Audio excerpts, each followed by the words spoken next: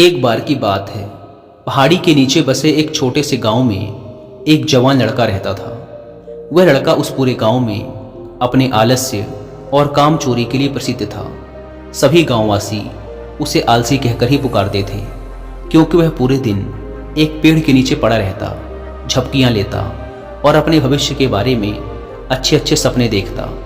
उसके दिन ऐसे ही आलस्य में गुजर रहे थे। लेकिन एक दिन उस गांव में एक बौद्ध भिक्षु पधारे, जो कि अगले 3 दिनों तक उसी गांव में ठहरने वाले थे। बौद्ध भिक्षु गांव में भिक्षा मांगते, दिन भर लोगों को उपदेश देते और रात्रि में गांव के बाहर बने बौद्ध मठ में विश्राम करते। बौद्ध भिक्षु जब भी भिक्षाटन के लिए जाते और भिक्षा लेकर वापस लौटते, तो वो हर बार उस जवान लड़के को उसी पेड़ के नीचे लेटा हुआ पाते। बौद्ध भिक्षु 2 दिनों तक ये सब देखते रहे और वो समझ गए कि यह लड़का मानसिक आलस्य का गुलाम है। तीसरे दिन जब बौद्ध भिक्षु भिक्षा लेकर वापस लौट रहे थे, तो वह उस लड़के के पास गए, जो कि अभी भी उसी पेड़ के नीचे लेटा हुआ था। भिक्षु ने लड़के से कहा, बेटे, मेरे पास तुम्हारे लिए एक काम है। मैं चाहता हूँ कि तुम उस पहाड़ी की चोटी तक जाओ और वहाँ से मेरे लिए एक पंख लेकर आओ। लड़के ने लेटे लेटे ही अपना सिर पहाड़ी की तरफ घुमाया और उसकी सबसे ऊंची चोटी तक अपनी नज़र दौड़ाई। उसके बाद उसने बौद्ध भिक्षु की तरफ देखा और उपहास उड़ाते हुए कहा, यह असंभव है, मैं उस पहाड़ी के शिखर तक नहीं जा सकता, मैं बहुत आलसी हूँ। बौद्ध भिक्षु ने मुस्कुराते हुए कहा, अरे, लेकिन मुझे जिस पंख की तलाश है वो इस पहाड़ी के शिखर पर भी नहीं मिलेगा। वो तो इस पहाड़ी के दूसरी तरफ एक गुफा के अंदर मिलेगा, जिसके लिए इस पहाड़ी के शिखर तक चढ़कर दूसरी तरफ नीचे उतरना होगा। लेकिन वह कोई साधारण पंख नहीं है। ऐसा पंख तुमने आज तक नहीं देखा होगा। वो एक बहुत ही दुर्लभ लेकिन सुंदर पंख है, जो अपनी रोशनी बिखेरता है। भिक्षु की इन बातों से उस लड़के के अंदर उत्सुकता जागी। उसने आज से पहले ऐसे किसी पंख के बारे में कभी नहीं सुना था और ऐसे रोमांचक सफर के बारे में सोचकर वह अंदर से उत्साहित हो उठा। इसीलिए उसने भिक्षु की चुनौती को स्वीकार करने का निश्चय किया और वह पहाड़ी की तरफ चल पड़ा। लेकिन चढ़ाई बहुत लंबी और कठिन थी। जल्द ही लड़के का शरीर थकने लगा, सांस फूलने लगी और शरीर से काफ़ी पसीना बहने लगा। लेकिन फिर भी उसने चलना जारी रखा। वो जैसे जैसे ऊपर और ऊपर चढ़ता गया, उसे प्रसन्नता और उत्साह की अनुभूति होने लगी, जिसे उसने आज से पहले कभी महसूस नहीं किया था। अंततः जब वह कड़ी मेहनत और लंबे प्रयास के बाद पहाड़ी के शिखर पर पहुंचा, तो वह पूरी तरह से थक चुका था।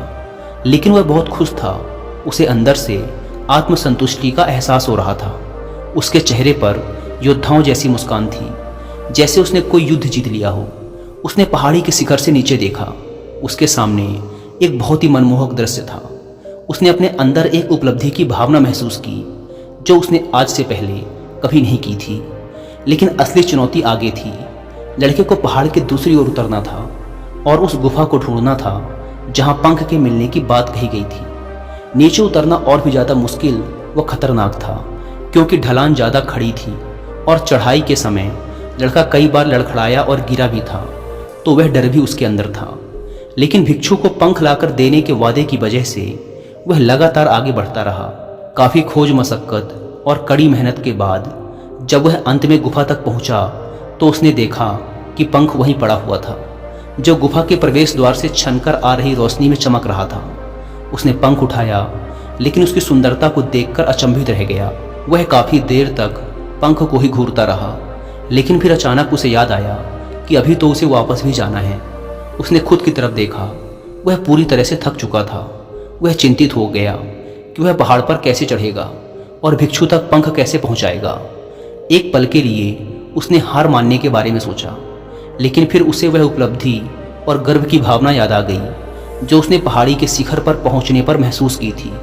उसे एहसास हुआ कि उसके अंदर इस सफ़र को दोबारा पूरा करने की ताकत और दृढ़ संकल्प है। वह दोबारा पहाड़ी पर चढ़ने लगा। उसकी मांसपेशियों में दर्द हो रहा था, पैर कांप रहे थे, फेफड़े फटे जा रहे थे। वह कई बार लड़खड़ाकर गिर भी पड़ा, लेकिन उसने हार नहीं मानी। वह खुद को आगे बढ़ाने के लिए लगातार प्रेरित करता जा रहा था। अथक प्रयास और घंटों की कड़ी मेहनत के बाद अंततः जब वह बौद्ध भिक्षु के पास पहुंचा, और उनके हाथों में वह पंख रखा तो उसकी खुशी का ठिकाना ना रहा। उसे महसूस हुआ कि आज उसने अपने आलस्य पर काबू पा लिया है और कुछ महत्वपूर्ण करके दिखाया है। उसके चेहरे पर इतनी खुशी और संतुष्टि का भाव देखकर बौद्ध भिक्षु मुस्कुराए और बोले, बहुत बढ़िया मेरे बच्चे, आज तुमने जीवन का एक बहुत ही महत्वपूर्ण सबक सीखा है कि आलस्य कोई ऐसी चीज नहीं है जिसे स्वीकार कर लिया जाए या सहन किया जाए। आलस्य एक चुनौती है जिसे दूर करना होगा। यह एक बाधा है जिसे पार करना होगा और आलस्य को खत्म करने के लिए तुम्हें अपना पहला कदम उठाना ही पड़ेगा। अपने लक्ष्य की ओर चलना ही पड़ेगा और तब तक चलते रहना पड़ेगा जब तक तुम अपनी मंजिल को हासिल नहीं कर लेते। लड़के ने भिक्षु के शब्दों की गहराई और उसके महत्व को समझते हुए हाँ में अपना सिर हिला दिया। आज उसे एहसास हुआ कि वह हमेशा से ही बड़ी और महान चीजों को करने में सक्षम था, लेकिन उसके आलस्य ने उसे रोक रखा था। अब वह जानता था कि उसके पास अपने रास्ते में आने वाली किसी भी बाधा को दूर करने की ताकत और दृढ़ संकल्प है। इसके बाद भिक्षु ने उस लड़के को आशीर्वाद दिया और उस गांव से चले गए। इस कहानी से सीखने वाली बात यह है कि जब हम असंभव लगने पर भी अपने लक्ष्य को प्राप्त करने के लिए खुद को आगे बढ़ाते हैं, तब हम अपने भीतर एक ऐसी ताकत और दृढ़ संकल्प की खोज करते हैं जिसके बारे में हम पहले कभी नहीं जानते थे। आलस्य पर काबू पाने के लिए हमें खुद को चुनौती देनी चाहिए और बड़े व महत्वाकांक्षी लक्ष्य बनाने चाहिए। फिर चाहे वो लक्ष्य कितने ही मुश्किल क्यों ना हो, हमें लगातार खुद को अपनी शारीरिक और मानसिक सीमाओं से परे ढकेलते रहना चाहिए और असफलताओं व बाधाओं का सामना करने पर भी अंदर से मजबूत बने रहना चाहिए। हमें अपने लिए एक नियम बनाकर और उस पर टिके रहकर अपने दैनिक आदतों और दिनचर्या में अनुशासन और निरंतरता भी विकसित करनी चाहिए।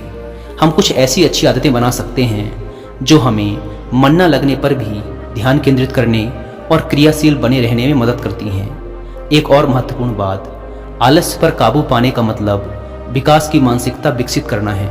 इसका मतलब चुनौतियों और असफलताओं को विकास और सीखने के अवसरों के रूप में देखना, ना कि हार मानने के कारणों के रूप में। विकास की मानसिकता को अपनाकर हम असफलता के बारे में अपनी सोच को नया रूप दे सकते हैं और इसका अपने सुधार व सीखने के लिए उपयोग कर सकते हैं। और अंत में हमें अपने आलस्य पर काबू पाने के लिए अपने आराम को छोड़कर जीवन की चुनौतियों और अवसरों को स्वीकार करना ही पड़ेगा।